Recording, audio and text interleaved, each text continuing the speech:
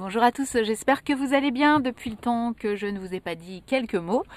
J'en profite évidemment, vous comprendrez que je parlerai des élections aujourd'hui puisque c'est le premier tour samedi, qu'est-ce que je dis, le week-end prochain, donc dimanche 10 juin, on peut pas du tout, 10 avril, non je vous assure je n'ai plus qu'un café. Donc premier tour ce week-end 10 avril. Déjà, bien sûr, je ne peux vous dire qu'une chose, surtout allez voter. Si vous n'êtes pas là, si vous êtes absent, vous avez encore la possibilité de faire des procurations, ou en tout cas pour le prochain, ou pour maintenant. Je crois que c'est assez rapide, il faut juste se dépêcher, tout simplement, d'aller faire des procurations pour le premier tour ou le deuxième. Qu'est-ce que je vous dirais de plus? C'est con ce que je vais dire, mais voter utile, évidemment, dès le premier tour, ça veut rien dire peut-être, mais en tout cas, par rapport aux 5 ans qui viennent de se dérouler, regardez ce qui s'est passé, regardez le positif, le négatif et surtout l'avenir qu'on vous propose. Et comme je vous avais déjà dit précédemment, n'hésitez pas à lire les programmes des candidats. C'est important de les lire, de les décrypter, même si certains sont un peu longs à décrypter. Ne votez pas pour quelqu'un qui a une bonne tronche, un beau costume, une belle prestance, un bon bagou. Non, votez pour quelqu'un qui a quand même une bienveillance vis-à-vis des peuples, peut-être aussi vis-à-vis du monde, et puis peut-être aussi pour un nouveau souffle, tout simplement. Nouvelle ère, nouvel état d'esprit, un changement. Je pense que c'est important. Après tout ce qu'on vient de vivre, je crois que c'est important qu'on soit dans une nouvelle ère, quoi, dans un autre état d'esprit. Même si, bien sûr, tout ce qui vient de se dérouler, ce n'est pas forcément la faute des personnes actuelles qui sont au pouvoir, mais comme je l'ai déjà dit précédemment, il y a des gens, ils sont porteurs de poisse ou ils ont des ondes négatives, je ne sais pas, et on pourra dire plein de choses. Attention, ce que je vais dire n'engage que moi, entre l'affaire Benalla, entre les gilets jaunes, mais les gilets jaunes qui n'ont pas été écoutés bien sûr, et tout ce qui en a découlé par la suite, s'ils avaient été écoutés dès les premières semaines, on n'en serait pas arrivé là. Ensuite, évidemment, ça c'est des petites anecdotes, mais qui sont quand même des gros dégâts. Notre-Dame qui brûle. La mort de Johnny, tout ça, c'était pendant le quinquennat, vous vous rendez compte? Ça n'a rien à voir, bien sûr, je sais, mais bon, quand même. C'est des tristesses, tout ça. Et puis, le Covid, la fameuse épidémie, le Covid, et surtout tout ce qui en a découlé, tout ce qui a fait ressortir des gens de négatifs, de médiocres, des ambiances de merde, on peut le dire, des gens qui n'avaient pas forcément la parole, qui se sont mis à dire des choses méchantes, désagréables, très limite par rapport à d'autres personnes. On se serait cru à une période très sombre de notre histoire. Et oui, oui, oui. Maintenant, je comprends mieux certaines situations qui ont très vite dégénéré. Enfin bon, bref, 5 ans qui n'ont pas été très drôles, avec toujours des manifestations, faut pas l'oublier, sauf ce week-end, parce qu'apparemment, un week-end quand il y a les élections, on ne peut pas donc faire de manifestations, ce que je comprends, il n'y a pas de problème.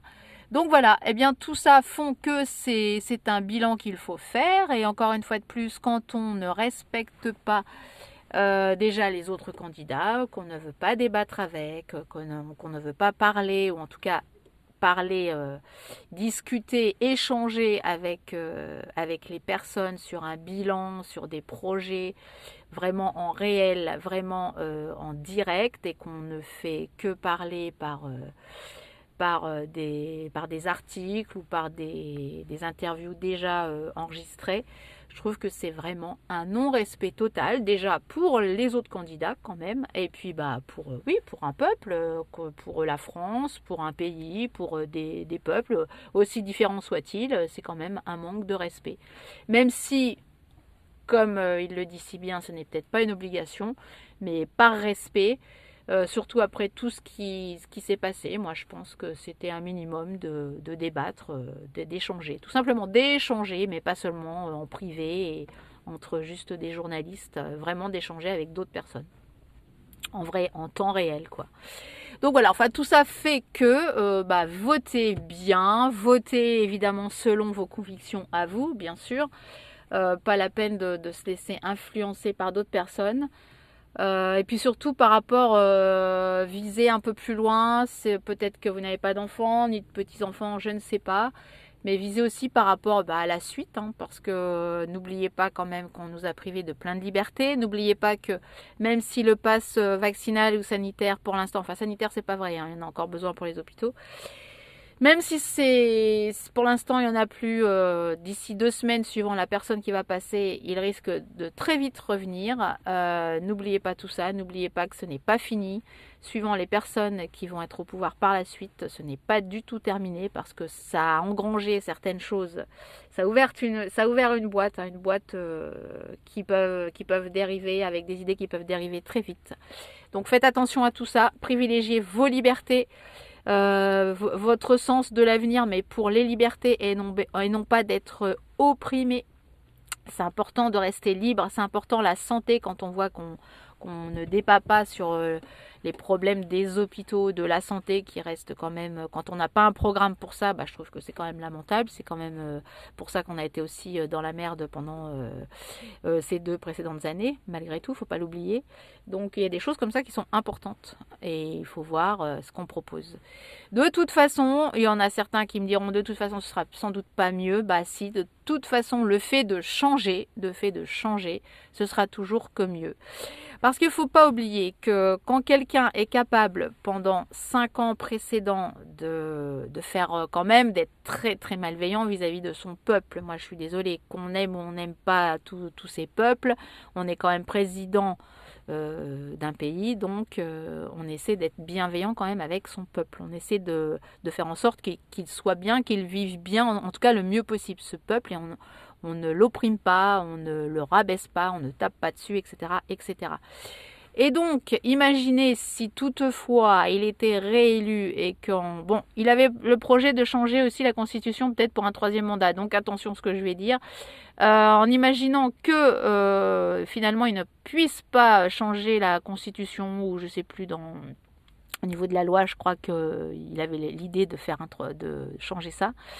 Imaginez en se disant je suis réélu pour 5 ans, mais de toute façon je m'en fous, je ne serai pas réélu pour la suite. Imaginez ce qui peut se passer dans la tête de quelqu'un qui a donc open bar. Là c'était 5 ans où il avait les élections qui l'attendaient, et de se dire là pendant 5 ans, waouh, c'est la fête finale, c'est vraiment je m'éclate pour le plus possible emmerder les gens, faire en sorte qu'ils soient déprimés, tristes, pas joyeux, tout restreindre.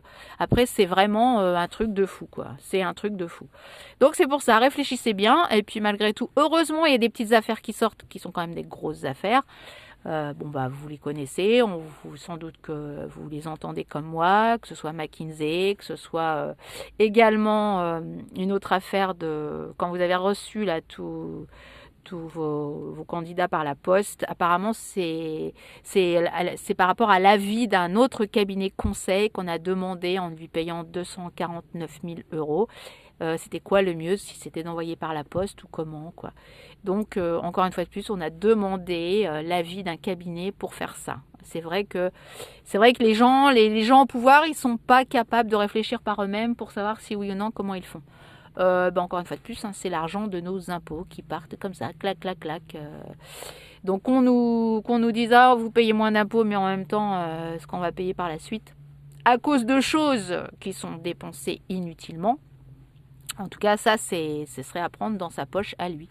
Enfin bon, bref, puis il y a plein d'autres choses, hein, entre ceux qui, le fils de machin qui bosse à McKinsey, la connaissance de machin qui bosse justement dans ce fameux autre cabinet conseil. Donc ça, si ce ne sont pas des abus de biens sociaux, les affaires qu'on a pu traiter, que ce soit Fillon ou autres précédemment, que ce soit à l'époque Tibéri, enfin bon, il y en a toujours eu des affaires des conflits d'intérêts. Voilà, conflits d'intérêts, ils ont été condamnés et tant mieux. Et quand on voit là qu'on laisse passer certains conflits d'intérêts qui sont énormes, moi je comprends pas trop là. Que fait la justice? Et voilà, c'est maintenant là, c'est sous nos yeux. Et heureusement qu'il y en a qui en parlent. Parce que ça, bien sûr, ça sort que maintenant. Si c'était sorti déjà il y a quelques temps, peut-être qu'on aurait ouvert un peu plus les yeux avant. Donc voilà, c'est juste des petits trucs comme ça qui font que c'est quand même un sacré gouvernement. C'est mondial aussi. Faut dire que McKinsey aussi, ils sont dans plein d'autres pays. C'est quand même une grosse mafia mondiale, sans être complotiste. Allez voir un petit peu. L'Europe, c'est bien, mais quand on voit qui on a à la tête, qui est quand même un petit peu une petite... c'est quand même... Voilà, ça, c'est chaud quand même. Et puis pour finir, puisqu'on parle aussi de conflits, là c'est beaucoup plus grave qui peut se passer, qu'on n'essaie pas de trouver une solution diplomatique entre la Russie et l'Ukraine. Il faut vraiment la trouver. Et c'est vrai qu'un De Villepin ou un autre, je ne sais plus son nom, ça aurait pu arranger les choses. Il faut vraiment des vrais diplomates pour arranger.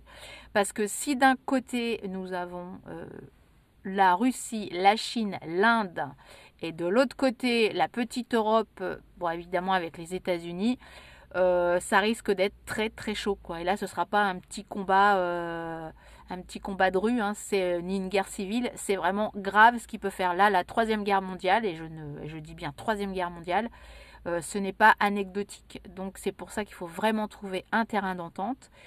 Et c'est pas tout blanc, tout noir, c'est tellement géopolitique, encore une fois de plus, qu'il faut faire attention aussi par rapport à qui on va voter pour essayer de trouver vraiment une vraie diplomatie entre ces pays. On avait quand même acquis une vraie démocratie, une vraie paix entre certains pays, même si bien sûr il y a toujours eu des guerres un peu partout. Mais en tout cas, on essayait le plus possible d'arranger, parce qu'encore une fois de plus, c'est les peuples qui trinquent, toujours, c'est les civils, c'est les peuples qui trinquent, pendant que les États autour, ils font leur petite magouille, parce qu'encore une fois de plus, c'est géopolitique, c'est stratégique pour certaines richesses qui sont à l'intérieur de ces pays, que ce soit gaz, fuel, etc. Donc voilà, c'est pour ça. À qui profite le crime? Il faut bien se poser la question. Et surtout, ça ne date pas d'aujourd'hui. Donc, sans dire quoi que ce soit sur les États-Unis, ok, très grande puissance aussi, à un moment donné, quel est l'intérêt des États-Unis? Il faut voir aussi ce qu'il y a derrière. Ça ne date pas d'aujourd'hui. Donc on est dans un monde de fous, c'est clair, mais on peut peut-être aussi changer un peu la donne pour certains pays quand on vote pour certaines personnes. Donc voilà, réfléchissez à tout ça, réfléchissez à l'avenir de votre avenir déjà, et ceux de vos enfants, de vos petits-enfants, et puis qu'on aille un peu plus dans la plénitude, dans le bien-être, et qu'on ait un souffle de liberté, qu'on retrouve une légèreté, voilà, une légèreté et surtout une bienveillance avec celui-là qui va nous gouverner, ou celle bien sûr qui va nous gouverner, qui est cette légèreté, qu'on retrouve une légèreté. Je pense qu'on en a grand besoin. Beaucoup de gens sont psychologiquement très atteints, beaucoup de dépression qui du coup découlent sur le physique, il ne faut pas l'oublier, il y a plein de gens qui ont mal physiquement, qui ont mal moralement. Et c'est suite à 2 ans de Covid, c'est suite à 2 ans d'agression, c'est suite à 2 ans de répression, il ne faut pas l'oublier. Donc pensons santé, pensons liberté et surtout pensons à voter. Bonne journée et à très bientôt. Ciao!